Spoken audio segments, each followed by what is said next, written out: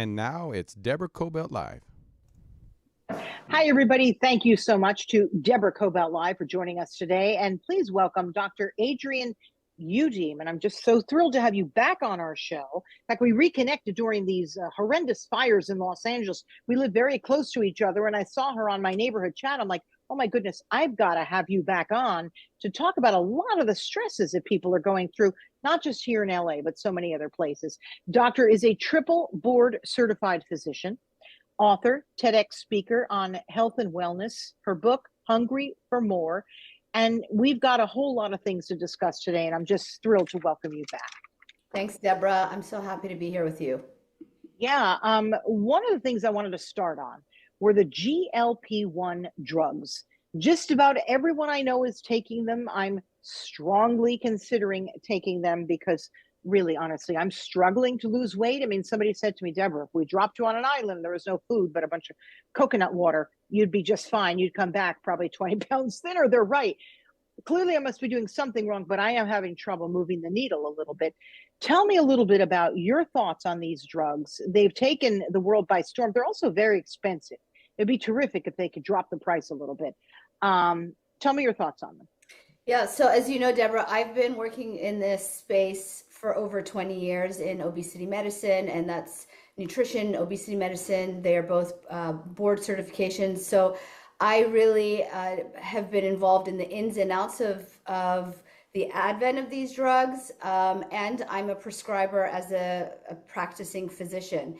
And I really do believe that these are game changers. You're right. They have taken the country and the world by storm. And there's a reason for that, because they are highly effective in inducing weight loss. And for that reason, I am grateful to have these drugs at my disposal. I will say, though, Deborah, that, you know, we live in LA and there has been a lot of hype around these drugs, primarily by people who are not necessarily candidates for this drug. And so I think there's this other side of who is an appropriate candidate, how do we prescribe responsibly, and how do we keep the narrative along the lines of how this supports people's health and well-being. What do they do? What do the drugs do? You know, I read about that it changes the way the pancreas um, does what it does. Can you explain to people in simple terms what it does? I believe that it also takes away one's appetite somewhat. But honestly, if you're always ruminating about food, does it help with that? Yeah, so these drugs are analogs or mimics. They mimic a hormone that we all release in our bodies every single day to promote satiety or fullness. So when we consume a meal, right, the food goes down into your gut, and then your gut sends a signal to the brain to say, hey, brain, there's food here. You can dial back that hunger signal. So it literally is a hormone or a signal that does several things. Number one, it tells the brain that food has been received, therefore it dampens or dials back hunger. Number two, as you mentioned, it signals to the pancreas that the body needs more insulin because it received food, right? So in that way, it's also, these drugs also support the treatment of type 2 diabetes because they help the release of insulin. But to your point, what about the ruminations around food? What about the compulsions around food? We call that medically, it's not a very medical term, food noise. Yeah. And we know that these drugs also help reduce food noise. So what patients will tell us is it's not only that they feel full, because you and I both know that you can feel full and still go and eat that X, Y, and Z, right? It doesn't just make people feel full, but it actually dials back the food noise so that the drive towards palatable foods is reduced. Hmm. Um, Apparently, you have to stay on these drugs forever. You know, do we really have long-term studies about that if you're on something like this for 10, 20, 30, or more years? And that's also very expensive. Tell me about that, the longevity of these drugs. Yes. So this is not a diet, okay? Okay. This is a treatment for a chronic medical condition. We call obesity chronic because once somebody gains weight and maintains a higher level of weight, the body defends that weight with many different mechanisms that we can go into, which is why diet and exercise by themselves frequently fail. So to talk about these drugs like a diet would be synonymous to talking about your blood pressure medication as a temporary fix. If I prescribed a medication for blood pressure and it effectively reduced somebody's blood pressure, would I expect to take that medication off and have the effect of the drug be lasting? I would not. Now, critics will scoff at that and say, well, it's not really the same thing, right? Because blood pressure is not volitional, whereas eating is. That may be true. However, when people lose weight, Deborah, hunger hormones go up. Because remember, like our bodies, weight loss is seen as a threat to our survival, right? Like if you go back to hunter and gatherer days, if a hunter and gatherer was consuming too little calories, the body was going to turn on all the alarm bells to get that guy or gal to scavenge for food. The same thing happens. So it's true, it's volitional. You can ignore the fact that your brain is being bombarded with hunger signals, but your brain is being bombarded by hunger signals when you lose weight, which is one of the reasons why these drugs are deemed as chronic. Now you bring up several points. Number one is that insurance companies are playing with us, right? They're moving the needle constantly, who's a candidate, who's not. And there's a lot happening in terms of advocacy, making sure that physicians and people who are involved, who know, scientists are involved in policy. The other issue is cost, kind of quote, off-label. Now, I'm not even talking about off-label like somebody who has to lose 3 pounds. I'm talking about some of our insurance companies in Los Angeles, for example, are requiring for a patient to be 100 pounds overweight before they qualify, which is absolutely absurd. So we need to bring the payers to be commiserate with the medical professions in following the guidelines for these drugs. The last point I want to bring up is your issue or the concern of how long, the safety, right? Like how long have these drugs been around? And you're right, they haven't been around for 50 years, but they also haven't been around for 5. The first GLP-1 analogs were FDA approved in 2010. So we already have 15 years of patient data. We have longer data in terms of people who've been in clinical trials to speak to the safety and the efficacy of these drugs. I want to dial back for a second, what you talked about with the costs with insurance.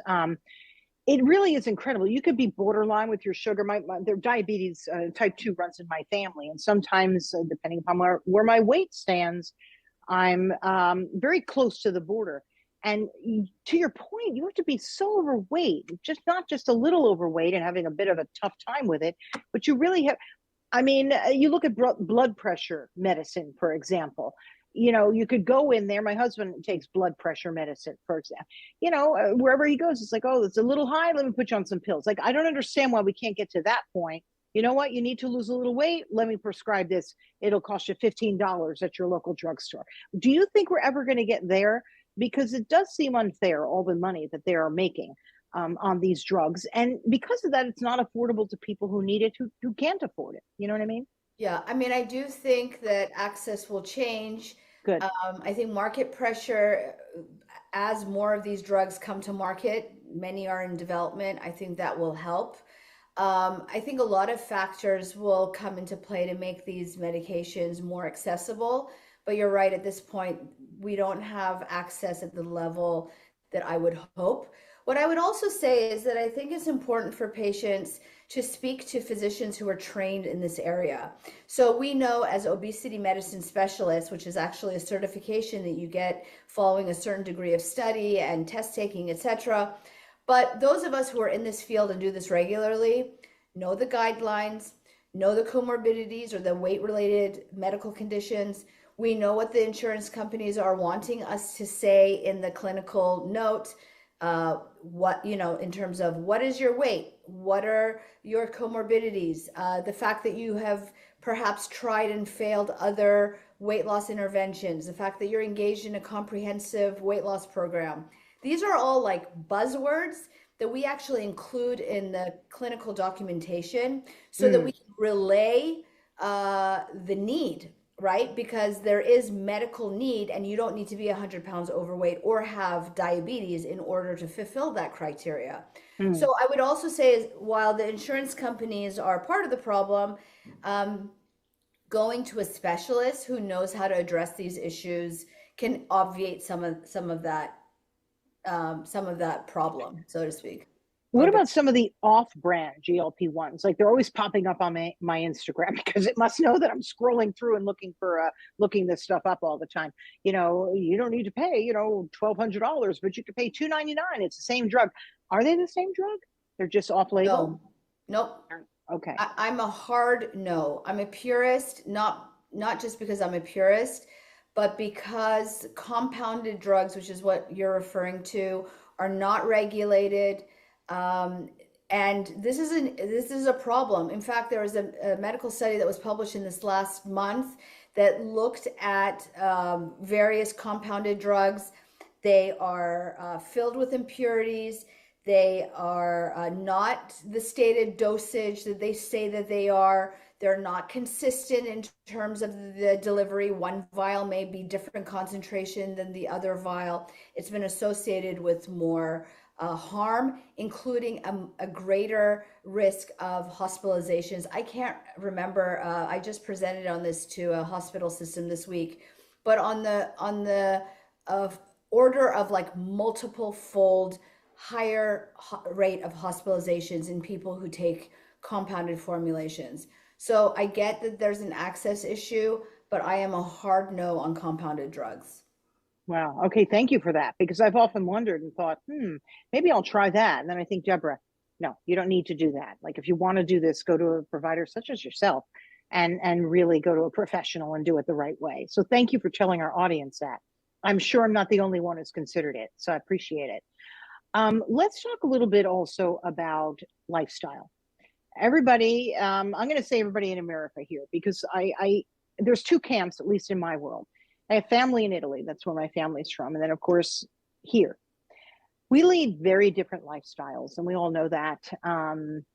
Perhaps where your family is from, the same. We don't, meals tend to be quicker. We eat out more. We don't prepare as much. It's rushed. And I really think that it's adding to us being unhealthy, unhappy.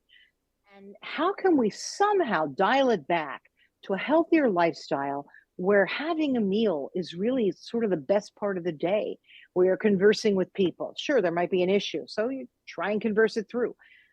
Because I believe that adds to our overall wellness. Do you? Absolutely, yes. I am a white coat doctor that prescribes these drugs.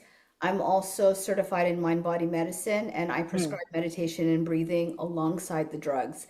And I think you're right that there needs to be a fundamental way and shift in the way we live in this country, not only to be more safe and healthy, but also to be more sane. The way we are living is not aligned with our physical health. It's also not aligned with our mental health and well-being.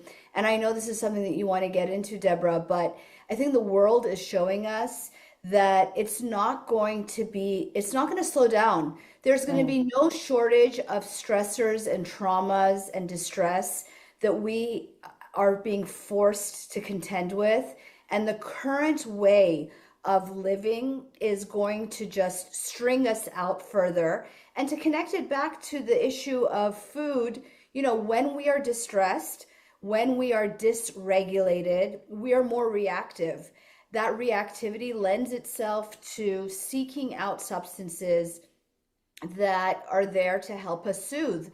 And I always joke, if you're a goody two shoes, like I was, then food is the substance that you're going to go for, right? And so that is a critical piece to how we nourish ourselves. And to the point of nourishing yourself properly, yes, food is fuel, but we need to bring back the art of eating, eating in community. And that means sitting down with families, not technology, and really enjoying the food that we eat. Yeah. And, not, oh, I have to go to a practice. I get it, right? There is practice. And I tried really hard with my three sons who were always in different directions. But at the very least, if we could just do one day a week, the Sunday meal, the Saturday meal, depending upon what's your best day, that's critical. And I implore people to try and fit that back into their lives Well, because it here's the also, thing. Here's go the ahead. thing, Deborah. And I'm so fired up about this. So sorry to interrupt you, but No. all of these things take time. I'm a working mother. I have three children. My husband is a physician, and yes, it is challenging. However, we need to put this on the priority list. If we Mm, consistently deprioritize the health and well-being of ourselves and our family, we will find a million and one valid reasons to support that deep prioritization, right? yeah. The fact of the matter is that we will only do the thing that we deem to have value. And so if we value ourselves, if we value our health, if we value our family's well-being, then we have to make an effort and to compromise some of those valid excuses. And I don't want to call them excuses because I get it. But at the end of the day, the proof is in the pudding. If we always, prioritize something else, it'll win. It has to make it up on the to-do list. Mm. What are some practices we can do at home when we're feeling stressed or in the car? And I'm getting to the whole breath work that you work with. That does work, people. It really does. In fact, you and I could even do it a little bit while we're interviewing, while we're doing this, because I've done that myself to calm myself, and it could even take a minute. It's amazing what you can do in a minute or 3 minutes from anywhere, right? To really start to bring you back to calm and to a center. Talk to me about the breath work that You you know, do. I just want to address the people out there because I can totally relate. The people out there who may say, the world is like in chaos. Give me a break with your 3 seconds of breathing, right? And and Oh, I and I get that because the Adrienne 5 or 10 years ago would have been 100% on that bandwagon. But through my own personal journey and through taking my clients and patients through this journey, and I tend to see high achieving, high level professionals and executives and leaders. These are people who are constantly managing personal and professional pressures. But I can tell you on this end of it, having done the research, seeing that the science validates it, and taking myself and my clients through these practices, I run a Resilient Minds group. It's an 8-week mind body course. And I just finished one, Deborah, with a group of very high achieving men. You would think men are not open to this, particularly those who are CEOs of multi-billion-dollar companies. But what I want to tell you is leading them through these practices by their own words was life-changing and transformational. wow. In fact, the mind body practices that I teach have been taken to Kosovo and post Parkland shooting, Hurricane Katrina, and they've shown that in the midst of trauma, in the midst of the chaos, they can teach people to regulate themselves and their nervous systems so that they can have a greater sense of agency, calm, and ease. And breathing is the easiest and most fundamental way to achieve that. And you mentioned feeling better in seconds to minutes. There's actually science behind that because there's a nerve that connects our diaphragm and our gut to our heart and to our brain. And when we breathe in a slow and particular manner, that change in abdominal pressure literally relays that information chemically, physically to the heart, such that the heart rate will come down, the blood pressure will come down within seconds. And so when you don't feel a racing heart, I mean, we all know this just experientially, right? Like you feel your heart racing, you feel your respiratory rate go up, that promotes a sense of anxiety, right? That physical reaction to stress further, informs the brain that you're in a stress state. And so it becomes this vicious cycle. And breathing is a way to break that cycle. Is there a way that you could illustrate to my listeners a way to do it? Do you breathe in the nose, out the mouth? Like what's one way that you think really is very effective? So one of the strategies is called soft belly. And basically what it means is that when you breathe, you loosen or soften the belly so that the air goes all the way down through the lungs, but to the lower part of the lung, right, which resides in the belly. One way that you can kind of guide yourself is by putting one hand on the chest and the second hand on your belly. Now, Deborah, you want to still the upper hand. You don't want your chest going up and down. You want the lower hand that's over your belly to rise with the inhale and fall with an exhale. So envision that air going down through the lungs to the very bottom of the lung, into the belly, and exhale through the mouth.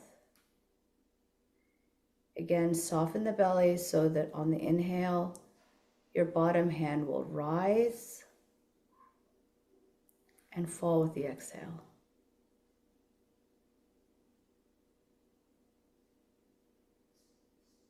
Adrienne, I did that 3 times and it already relaxed me. I'm telling you, I'm not making stuff up. And it takes, it may be a little bit counterintuitive because, when we breathe, we tend to do right? We do it in the shoulders and we do it in the top of the chest. But that actually is where the sympathetic receptors lie. That's the fight or flight. Yeah. Parasympathetic, the rest and relax, is at the bottom of the lung, which is basically touching the belly. So if you imagine that you're breathing into the belly or into a soft belly, right? And then you exhale through the mouth. And we're breathing in through the nose. Breathe into the nose, all the way into the belly, and then exhale through the mouth. And then the other tip I'll give you is that you want to really prolong that exhale. So so I tell my clients, so inhale through the nose, and then imagine exhale, exhale, exhale, exhale. Like really get every last molecule of air out of the lungs. And that prolonged exhale also helps stimulate the parasympathetic nervous system. It's remarkable. I mean, in fact, I feel so relaxed. We might have to end the interview so I can go take a rest. I mean, I'm being silly, but that really was remarkable what that can do to a person. I'm not one who enjoys traffic in LA. I don't think most people do, but I really can get irritated. And I have to remember this when I'm in the throes of being irritated, to just practice this exercise.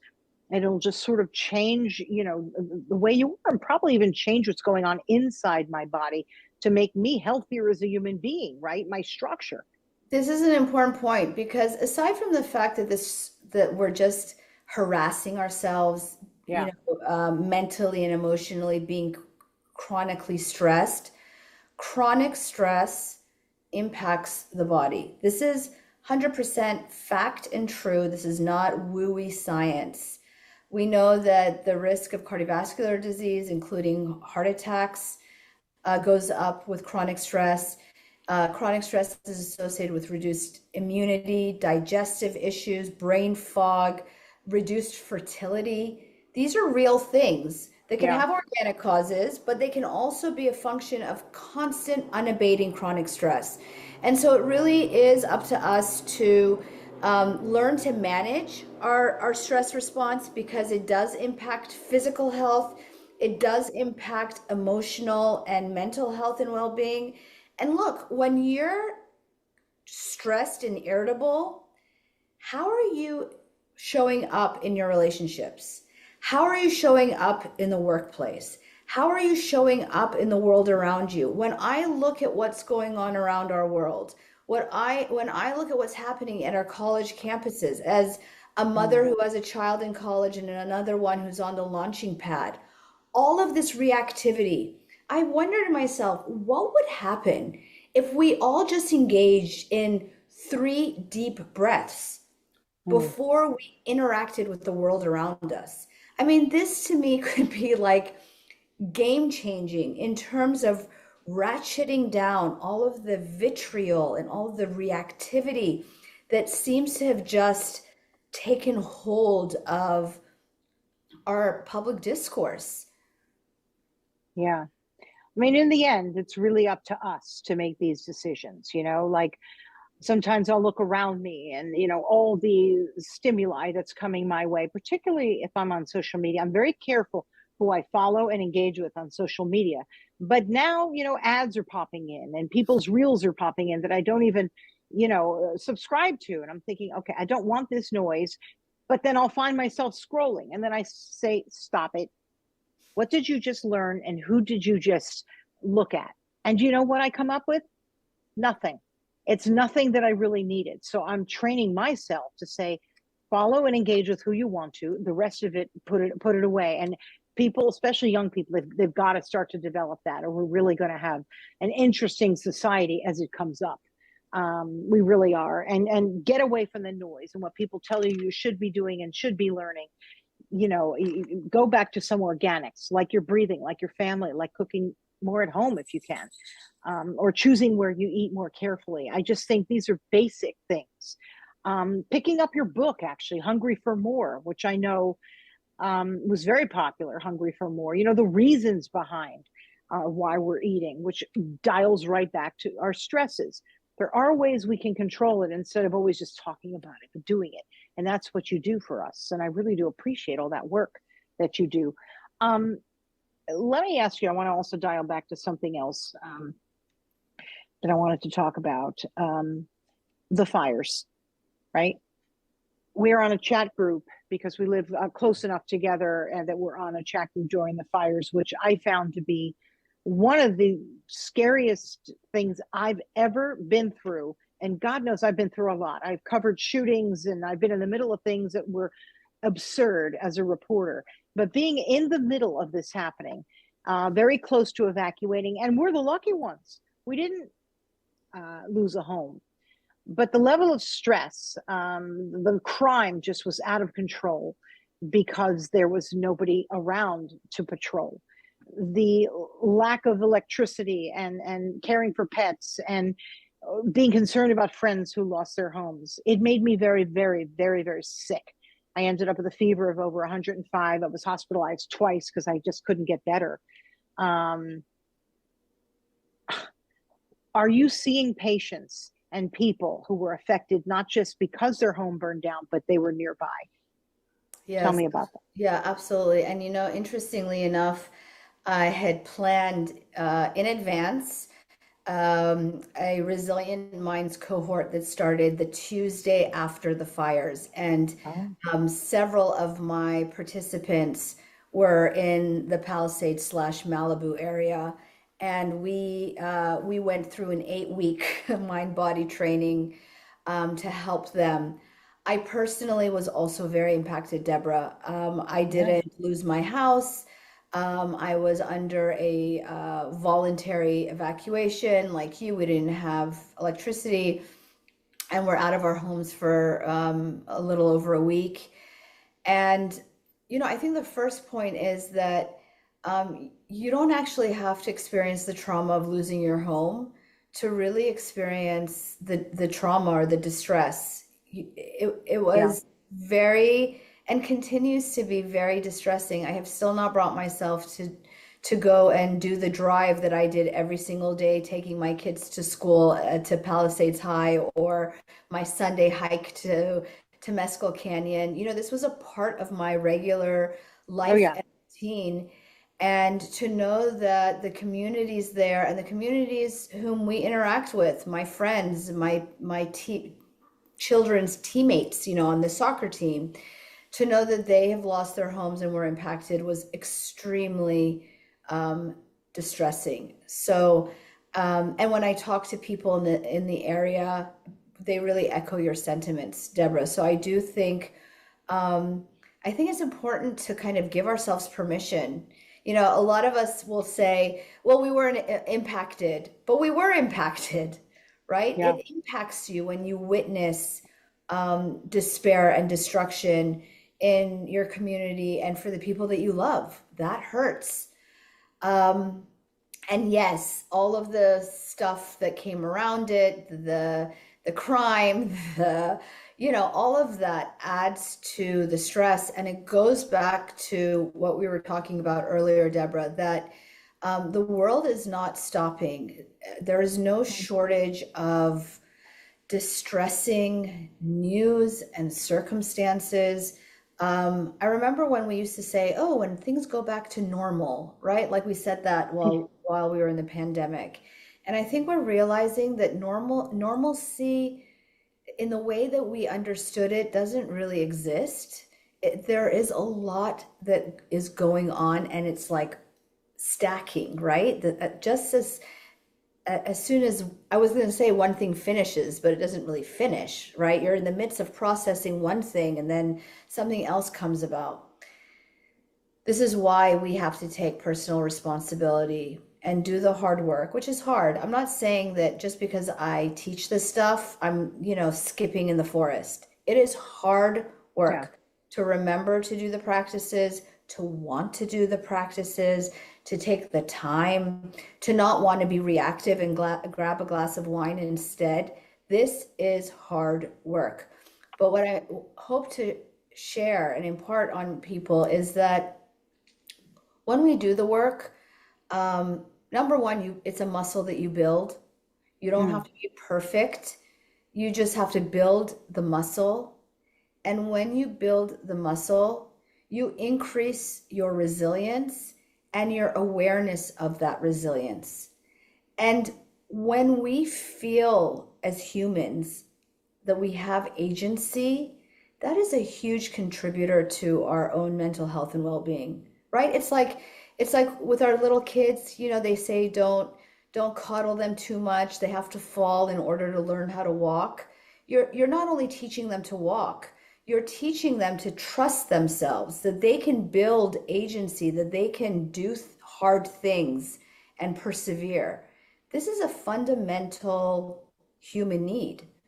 And so when we engage in these practices, we're helping build our own inherent sense of resilience and agency so that we know that we can endure hard things and survive. That's important that you said that, because I think a lot of us sort of sit back and say, oh, I can't. Oh, it's hard.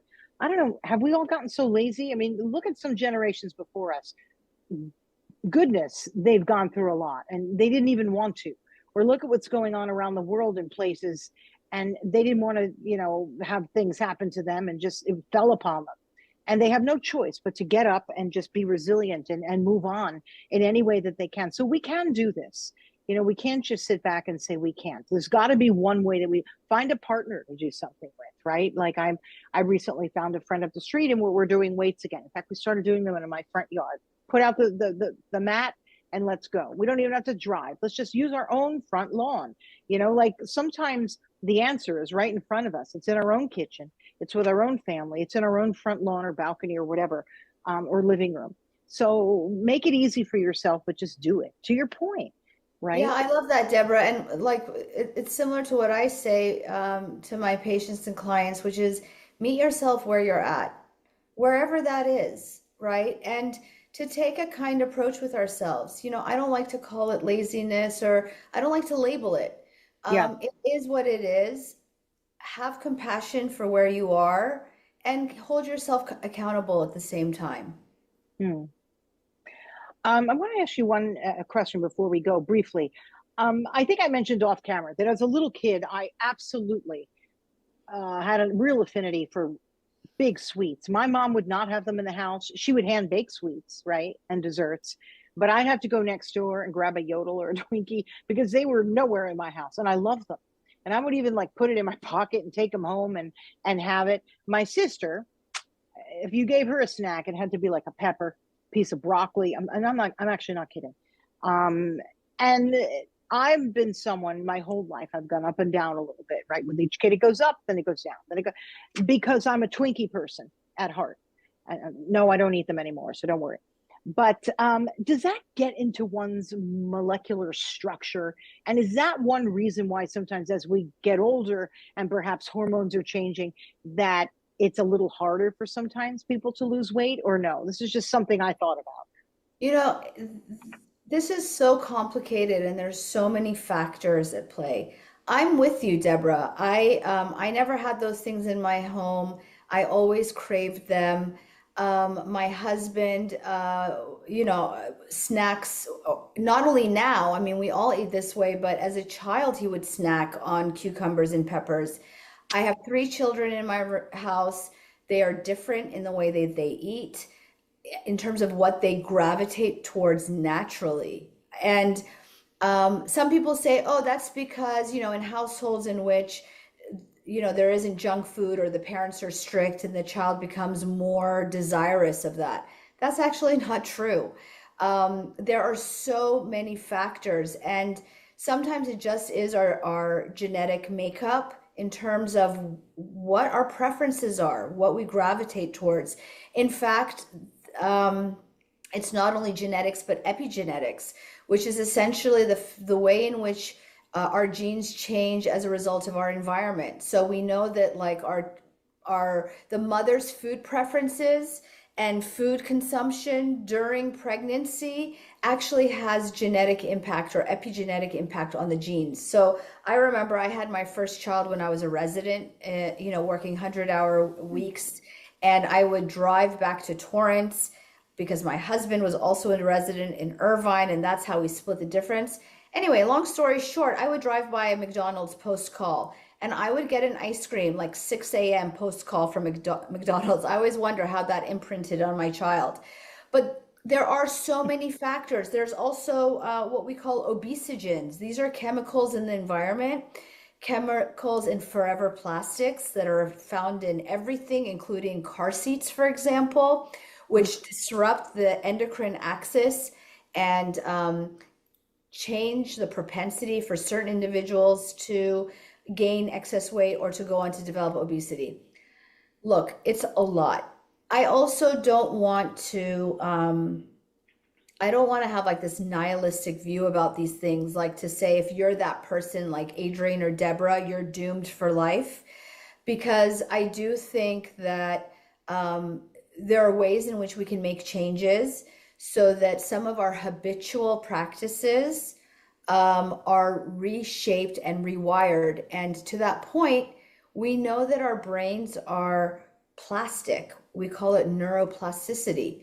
So that when we do or engage in new behaviors over and over again, we build that pathway, right?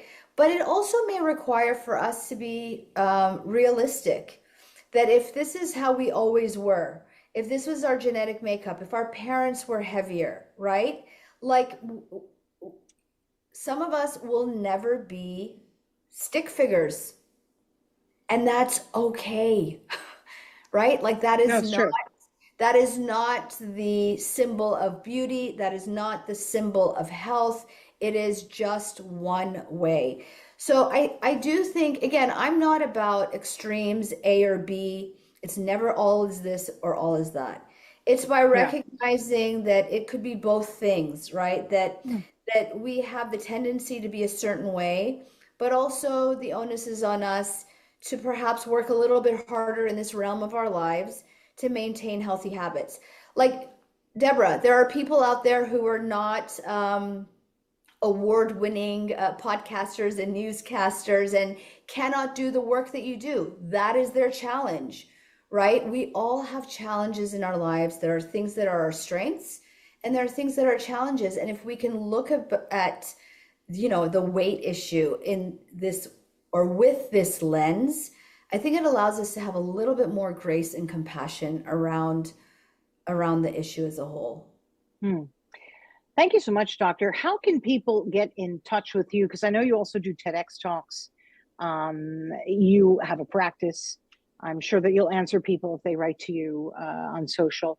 What's the best way for people to get in touch with you? And also, is there anything you wanted to add to our conversation that I didn't even ask you?